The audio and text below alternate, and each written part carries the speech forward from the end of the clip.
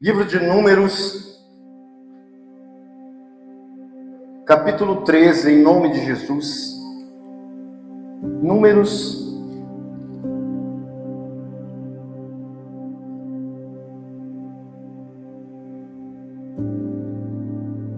capítulo 13, versículo 25. Em nome de Jesus. Vamos ler, irmãos, em nome de Jesus. Está escrito o seguinte na santa e bendita palavra de Deus. Números capítulo 13, versículo 25 em diante. Ao cabo de 40 dias, voltaram de espiar a terra. Caminharam e vieram a Moisés e Arão e a toda a congregação dos filhos de Israel no deserto de Padã, a Cádiz. Deram-lhes conta, e eles e toda a congregação mostraram-lhes o fruto da terra. Relataram a Moisés e disseram: fomos à terra que nos enviaste, e verdadeiramente mana leite e mel, e este é o fruto dela. O povo, porém, que habitava nessa terra é poderoso. As cidades muito grandes e fortificadas. Também vimos ali os filhos de Anak, os amalequitas que habitavam na terra do Negueb, os heteus, os jebuseus, os amorreus habitam na montanha. Os cananeus habitam ao pé do mar, pela ribeira do Jordão. Então Caleb fez calar o povo perante Moisés e disse: eia, subamos e possuamos a terra, porque certamente prevaleceremos contra ela. Porém os homens que com ele tinham subido disseram: não poderemos subir contra aquele povo, pois é mais forte do que nós. E diante dos filhos de Israel inflamaram a terra que haviam espiado, dizendo: a terra pelo meio do qual passamos a espiar é a terra que devora os seus moradores, e todo o povo que vimos nela são homens de grande estatura. Também vimos ali gigantes, os filhos de Anak, descendentes de gigantes, e éramos aos nossos próprios olhos como gafanhotos, e assim também o éramos diante aos seus olhos. O povo de Israel estava perto da promessa. Moisés já tinha, por intermédio do Senhor, Moisés já tinha ido até Faraó, já tinha trazido eles de volta, e estavam caminhando no deserto, estavam próximos já da terra prometida, Canaã.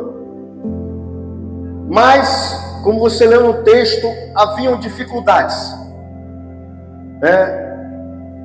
Moisés e Arão enviaram 12 homens para espiar a terra, para ver quem está habitando nela, porque quando eles saíram da terra, estava o lugar deles lá. Depois de 430 anos, já estava tudo habitado. Então eles precisavam lutar para conquistar a terra de novo. Quem está entendendo até agora, diga amém. Então Moisés envia 12 homens, e eles começam a espiar a terra. E os 12 andaram pelo mesmo deserto, ficaram o mesmo tempo e retornaram. 10 que chegaram antes trouxeram as informações com base no que eles viram, na sua vista, com seus olhos físicos, e tiveram uma convicção dentro de si: tem muita dificuldade para a gente dominar a terra. Mas 2 chegaram com um relatório diferente, e esses 2 se chamavam Josué e Caleb, e apresentaram um relatório diferente, não baseado no que eles viram com os olhos físicos, Não baseado na sua vista, baseado numa visão de Deus. Eles tinham certeza que não eram os seus olhos físicos, que eles viram as dificuldades, mas eles olharam além. Isso é visão. O título da nossa mensagem hoje é Vista ou Visão. Visão ou vista. Esse é o título da nossa mensagem hoje, em nome de Jesus. Então, primeiro ponto, o perigo do porém, o perigo do mas.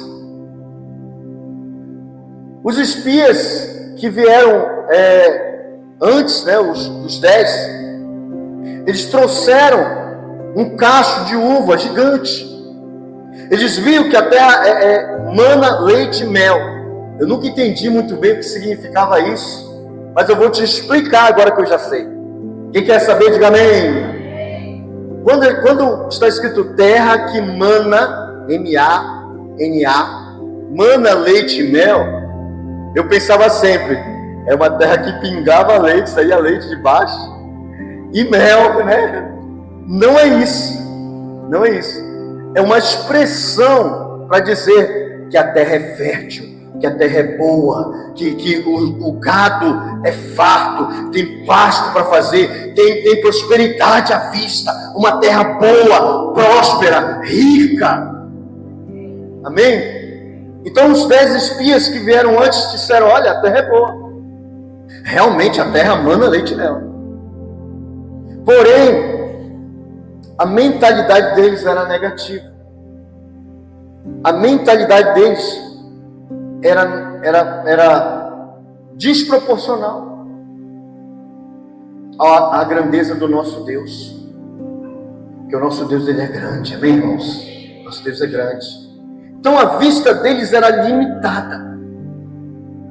Eles estavam trabalhando com a vista, não com a visão. O que eles viram é que era uma terra boa, que manava realmente leite e mel, era próspera, era rica, era fértil, porém tinha muitos problemas gigantes. Haviam muitas dificuldades, povos guerreiros, vários povos aqui cercando a terra nas montanhas, perto do mar. Muitas dificuldades. É interessante que aqueles 10 homens, eles viram a uva, mas focaram na muralha. Aqueles homens viram o mel, digamos assim, mas focaram no gigante. O porém daqueles homens era a terra é boa, a promessa está ali, mas não dá para a gente chegar. Eles estavam dizendo assim, a terra é boa, tem frutos, ela é próspera, mas não temos condições de vencer. Aqueles homens o porém daqueles homens estava desencorajando o povo. O porém daqueles homens estava tirando o povo da visão de Deus. Cuidado, irmãos, com o que você vê, para não ofuscar a visão que Deus tem para você. Amém? Porque tem gente que vai dizer, não, mas isso não é para ti. Eu não tenho condições de ter uma família. Porque, no mínimo, a pessoa que estava falando, sobre uma outra pessoa, disse assim, que o rapaz queria casar só quando ele tivesse ganhando 5 mil reais, que era o mínimo, era o que ele estava projetando. Aí eu disse, isso é bom, uma renda boa, 5 mil reais, uma renda boa, mas ele não tinha emprego nenhum. Você sabe que o emprego está difícil, sim ou não? Mas se eu pensar nisso, eu nunca vou me casar.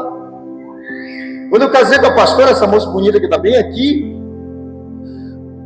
de listrado, quando eu casei com ela, eu trabalhava. Ela tinha começado também um emprego, mas a gente não ganhava 5 mil reais, nenhum dos dois, nem juntando não dava 5 mil. Até hoje, juntando também não dá. Mas nós casamos.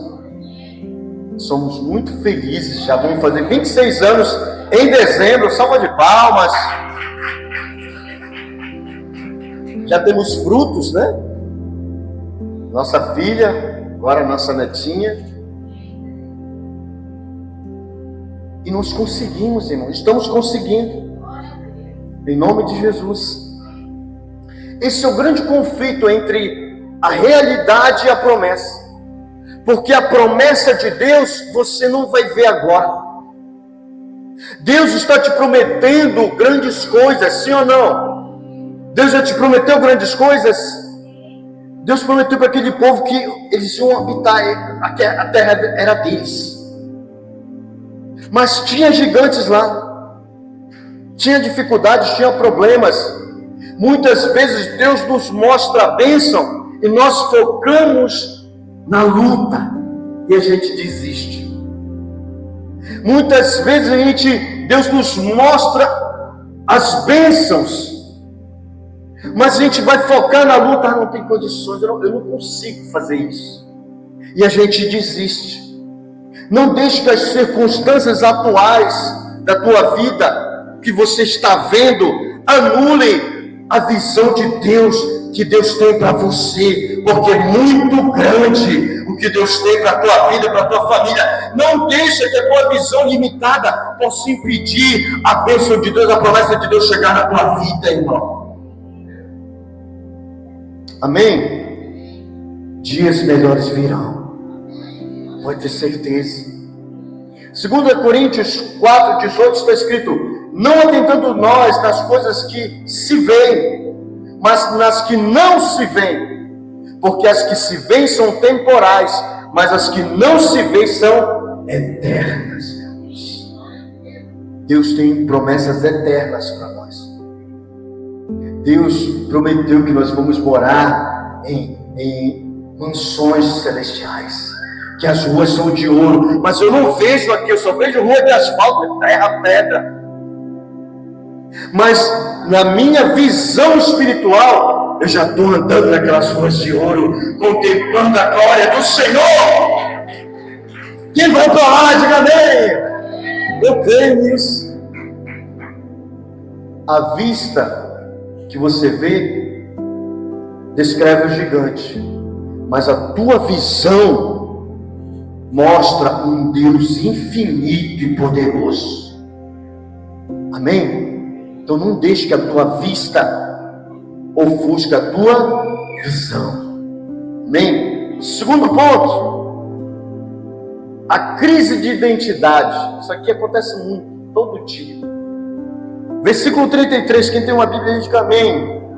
Abre aí, versículo 33, do mesmo Números 13. Também vimos ali gigantes, os filhos de Anak, descendentes de gigantes, e éramos, preste atenção nisso, e éramos aos nossos próprios olhos como gafanhotos, e assim também o éramos aos seus olhos.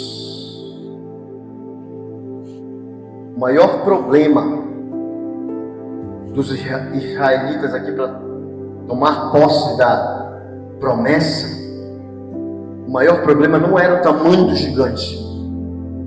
Era um grande problema, mas não era o maior. O maior problema para esse povo aqui, para os israelitas, para os 10 que chegaram antes de Josué e Caleb, que trouxeram um relatório desencorajando o povo, é que eles tinham um problema de visão.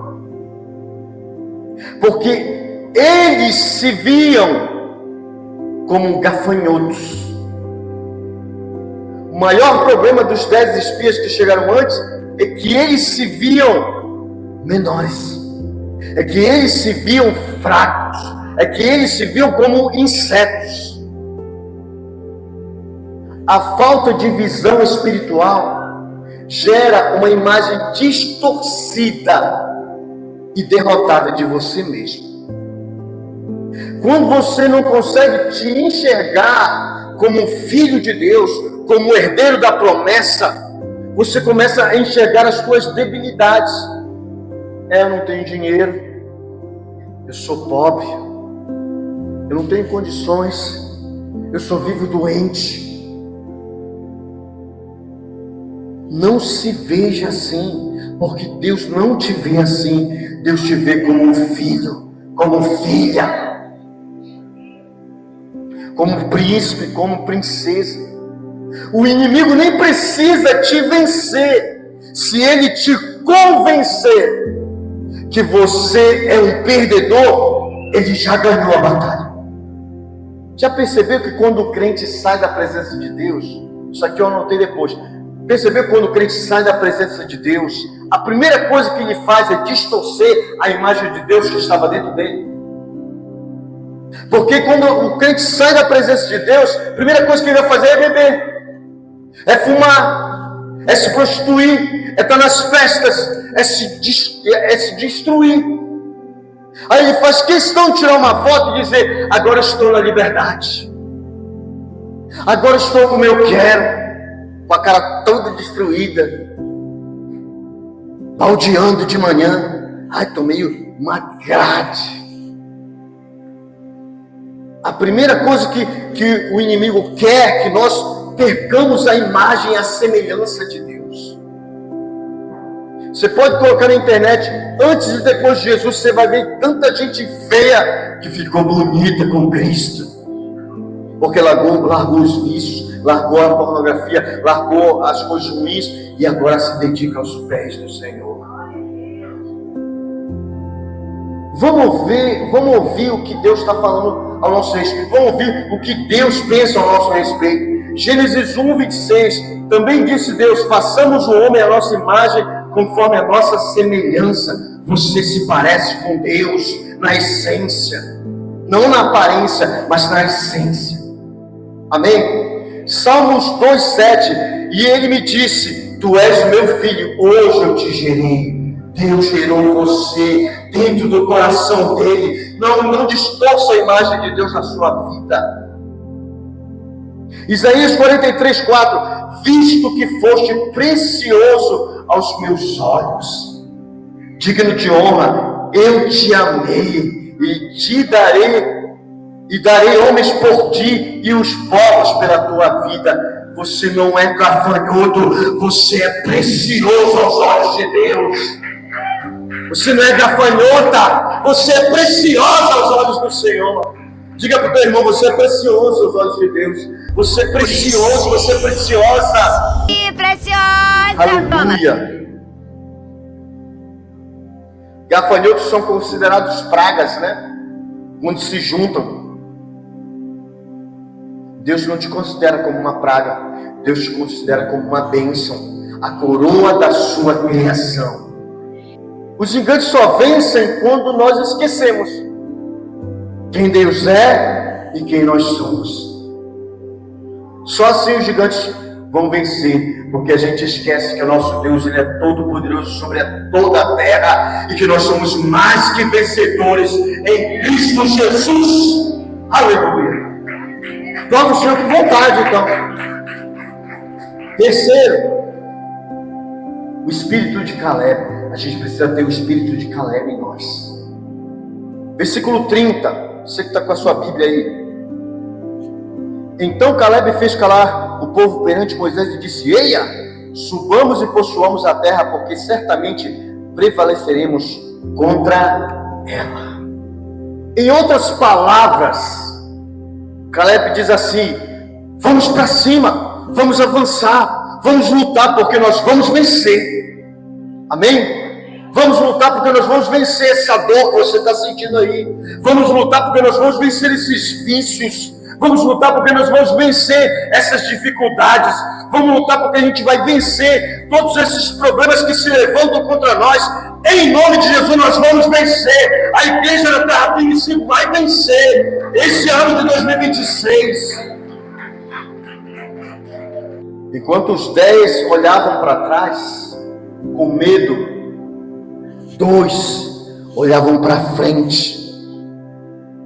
2 olhavam para o futuro, crendo que Deus estava com eles. Irmão, não deixe ninguém dizer que Deus não está com você. Deus está contigo nessa batalha. Não pense que você está sozinho. Deus está contigo nessa batalha.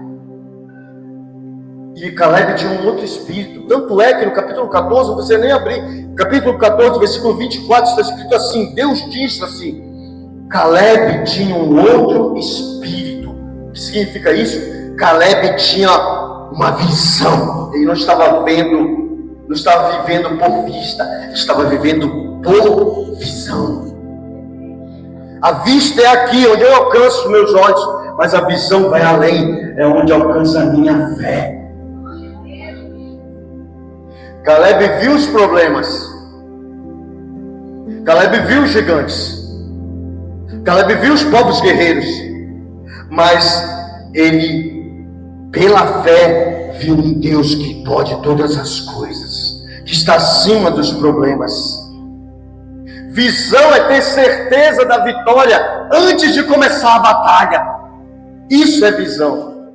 Visão é a convicção: se Deus prometeu, Ele vai cumprir. Visão é saber que mesmo se você não estiver vendo, Deus está fazendo alguma coisa. Eu não estou vendo, mas Deus está fazendo, em nome de Jesus. Repita comigo: eu não estou vendo, mas Deus está fazendo. De novo: eu não estou vendo, mas Deus está fazendo. Aleluia! E aplauda o Senhor. Agora, a visão exige uma coisa. A visão, não a vista. A vista você já está vendo. A visão, que é pela fé, que é além, exige uma coisa. Diga assim, pergunte assim: o que a visão exige, pastor? De novo, o que a visão exige, pastor? Exige ação. Amém? Olha só como Caleb diz: eia, subamos e possuamos a terra. Ele disse: vamos esperar para ver se os gigantes morrem. Vamos esperar para ver se vai resolver aí alguma coisa. Vamos esperar para ver se essa dor vai passar.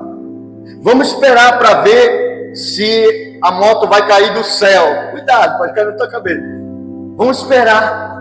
Vamos esperar para ver se o forro da igreja vai se consertar sozinho. De repente conserta, vamos esperar. Vamos esperar para ver se a gente reforma a igreja. Não! Ele disse: subamos e possuamos a terra. Faça alguma coisa. Não espere, meu irmão. Avance.